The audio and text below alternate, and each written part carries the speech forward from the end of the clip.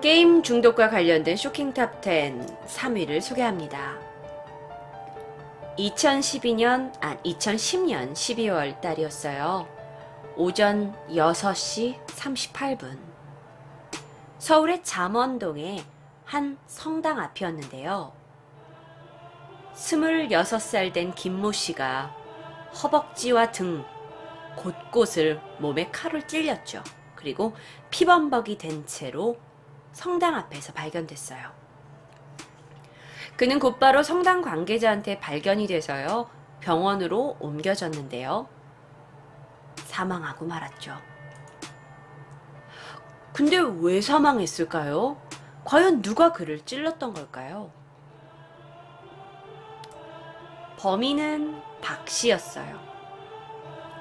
박 씨는 범행 직전인 12월 4일 밤부터 다음날 새벽까지 밤을 새워가면서 게임을 했던 거예요. 네, 그 게임이 플레이스테이션의 굉장히 폭력적인 격투 게임이었던 거죠. 그런데 자기가 평소에 싫어하던 캐릭터와의 게임에서 계속 진 거예요. 그는 다음날 5일 오전 6시 30분쯤 흥분 상태에서 부엌에 있던 흉기를 옷소매에 숨기고 집 밖으로 나옵니다. 이게 실제 CCTV 장면이에요. 그러니까 정말 게임을 하다가 너무 열이 받았어. 자기가 계속 지니까. 그래서 그 흥분 상태로 부엌에 칼을 끄집어 들고 밖에 나왔는데 마침 앞을 지나가던 노인 한 명과 26살의 김모 씨가 있었던 거죠. 그래서 범인 박 씨가 그 둘을 따라갑니다. 그리고 특히 김 씨가 이렇게 아파트 코너를 꺾어서 자신의 아파트까지 가려고 하자 그를 한 차례 찌른 거예요. 경찰이 물었죠. 왜 김 씨냐? 왜 26살의 김 씨를 너는 찔렀냐 했더니 그냥요 라고 진술했대요. 게임에서처럼 사람을 죽이고 싶었다라고 진술했다고 해요. 그러니까 게임에서 너무 이제 계속 게임 속에 너무 빠져 있었으니까. 근데 이제 박 씨가 김 씨를 한번 칼로 찔렀는데 김 씨가 당황하니까 도망가잖아. 그 도망가는 모습을 보면서 또 옆구리도 찌르고 허벅지도 찌른 거예요. 그래서 이제 김 씨가 계속 쫓아오는 그 범인 박 씨를 쫓아내면서 막 피해가면서 범행 현장에서 200m 정도 떨어진 성당 앞에까지 도망을 간 거예요. 그런데 박 씨는 중간에 칼로 찌르고 도망을 가고 김 씨는 칼에 찔린 채 성당 앞에서 6시 38분쯤 발견이 된 거죠. 근데 결국 과다출혈로 사망합니다. 박 씨는 유유히 집으로 들어갔어요. 자, 사건이 발생하고 나서 경찰이 수사팀을 만들었죠. 그리고 휴대전화 이제 뭐 예를 들어 김 씨가 당시 아침 새벽에 들어가고 있었으니까 누구랑 통화를 했는지 통화 기록도 보고 또 주변에 얘한테 뭐 복수하고 싶었던 원한 관계의 사람이 없었는지 주변 인물들을 다 탐문을 했어요. 근데 못 찾겠는 거야. 도저히 얘를 죽일 이유가 없는 거야. 그래서 이걸 묻지마 살인이라고 판단을 합니다.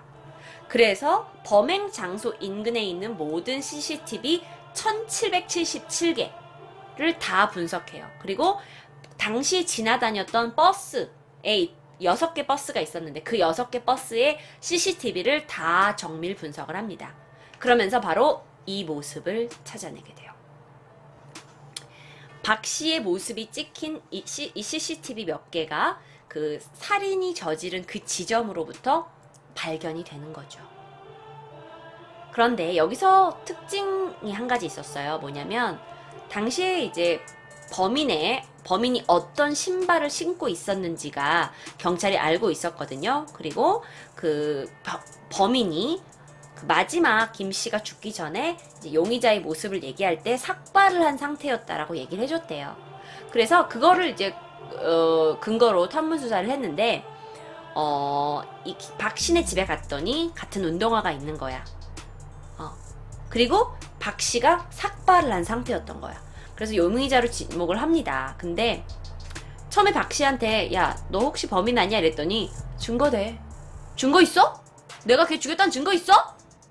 CCTV에는 얼굴이 나오진 않았거든요. 그 증거가 없어요. 그래서 경찰이 결국에 체포영장을 발부를 받아가지고 얘네 집으로 들어갔죠. 그랬더니 범행에 사용한 그 칼 있잖아요. 그 칼을 깨끗이 닦고 나서 다시 부엌에다가 갖다 놓은 거야. 세상에나. 사람 찌르던 부엌 칼을 다시 깨끗이 닦아가지고 지네 집 부엌에 갖다 놨네. 그러니까 가족들은 범행 사실을 전혀 모르고 있었죠. 그럼 박 씨는 어떤 사람이었냐? 박 씨는요, 고등학교 졸업 후에 미국으로 유학을 갔어요. 그런데 학교 생활에 제대로 적응하지 못했던 것 같아요. 공부를 아무리 해도 학점이 잘 안 나오고, 그러다가 학교를 중퇴하고 한국으로 돌아옵니다. 그리고 나서 약간 대인 기피 증세를 보이면서 집 안에서만 지내게 되죠. 그러면서 폭력성이 강한 게임을 계속 즐겼다고 해요. 재판 과정에서 이제 변호사가 이 피고는 그 반사회적인 인격 장애에 빠져서 범인을 저질렀다면서 이 게임 영향도 있고 하니 선처를 좀 요청을 했다고 합니다. 근데 그 검사 쪽에서는 정신감정 결과 당신 너 멀쩡했잖아. 너 그렇게 정신 이상자 아니잖아. 너 멀쩡한 사람이잖아. 라는 결과가 나와서 결국에는 정신이 이상해서 범행을 저지른 건 아니다라는 결론이 내려졌다고 해요. 그래서 결국 범인 박용우는요, 살인 혐의를 인정받아서 징역 25년을 받았다고 합니다.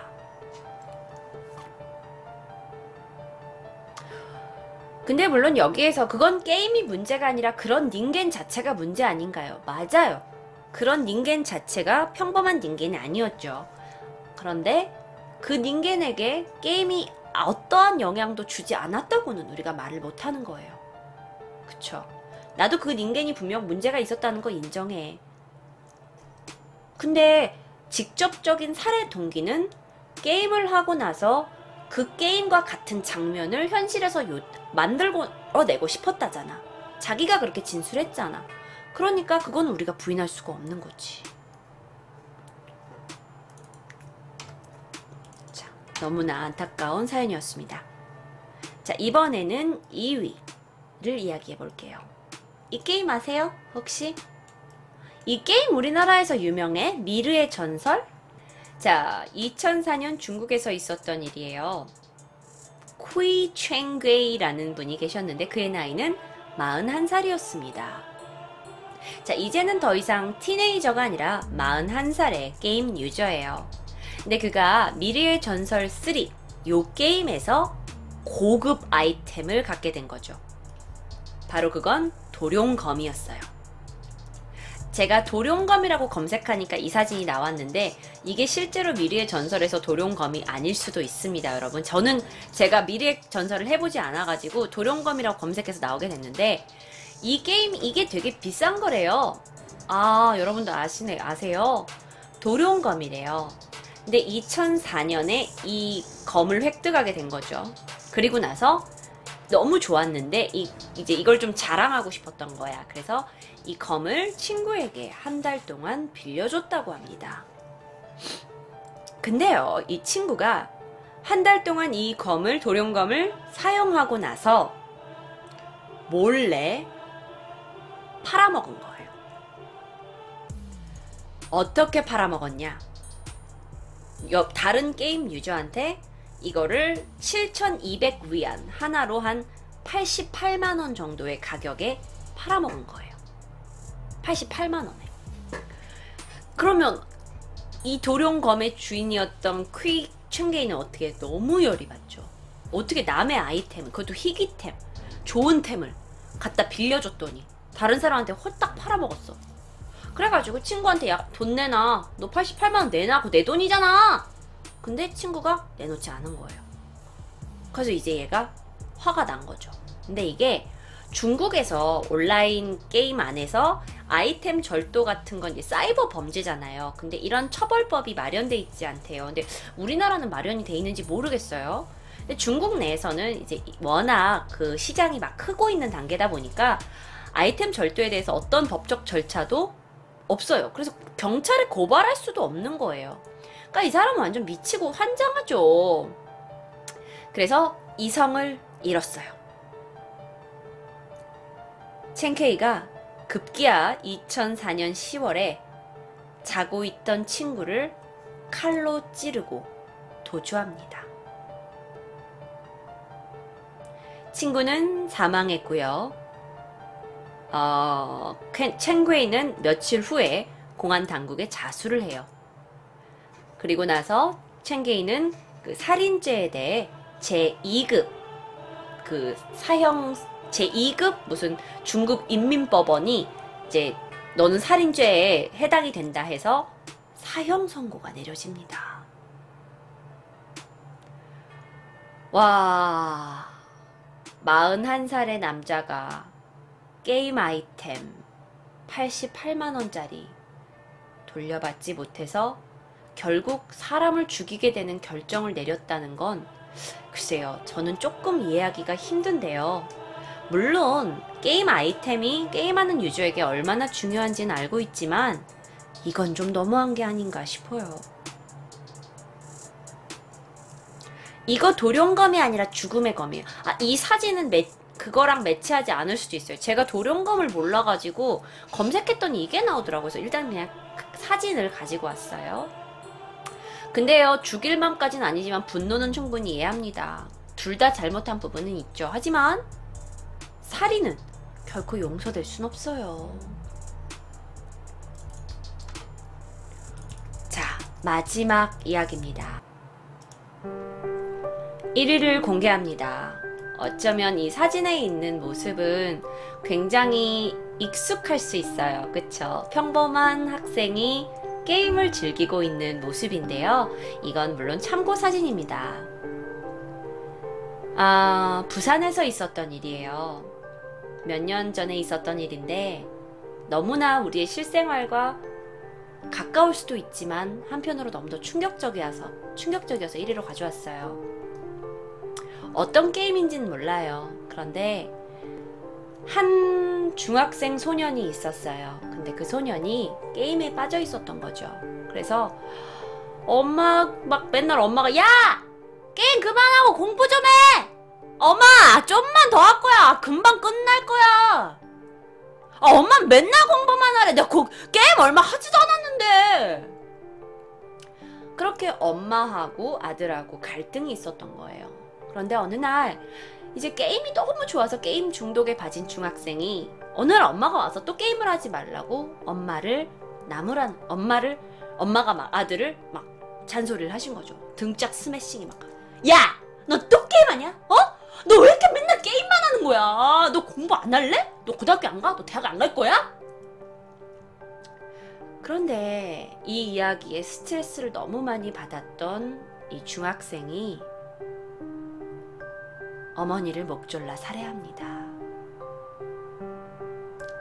그래서 부산 남구 대연동의 한 빌라에서 42살의 어머니가 목이 줄려 숨진 채 발견됩니다. 그런데 그렇게 어머니가 죽고 나서 김모군이 할머니한테 전화를 걸어요. 할머니? 난데 엄마가 좀 이상해. 엄마가 일어나지 못하는 것 같아. 할머니가 빨리 와봐야 될 것 같아. 라고 할머니한테 전화를 했어요. 근데 할머니가 바로 가지 못하는 상황이다 보니까 911에, 그러니까 119에 전화를 걸었죠. 그리고 119가 김모군의 집에 도착했을 때는요, 김모군도 죽어 있었어요.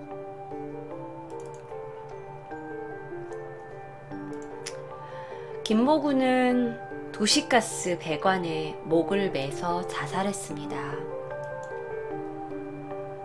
컴퓨터 게임에 빠진 컴퓨터 게임에 빠진 아들을 엄마가 너무 나무라니까 홧김에 엄마를 목졸라 죽여 살해했고요. 아들도 그 죄책감을 이기지 못해 자살을 선택했던 거죠.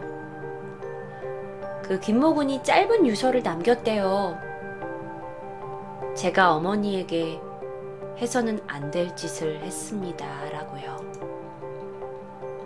너무나 안타깝게 한 어머니와 한 아들의 목숨을 앗아간 사건이었어요.